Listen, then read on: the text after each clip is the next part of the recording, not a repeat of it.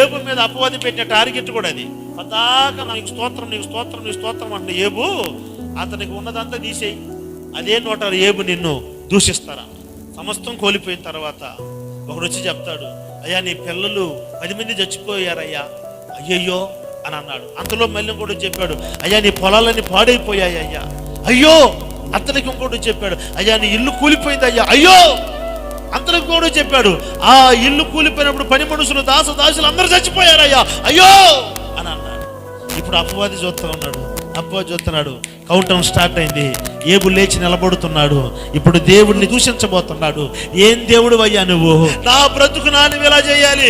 ఏబు లేచి ఇప్పుడు తిట్టబోతున్నాడు, దూషించబోతున్నాడు అని అపవాది పసిగట్టుకుని ఎదురు చూస్తుంటే, అపవాది ముక్కు పగలగొట్టేటట్టు ఒక మాట ఏబు అంటాడు, యెహోవా ఇచ్చెను, యెహోవా తీసుకొనెను, యెహోవాకు స్తుతి కలుగునుగాక.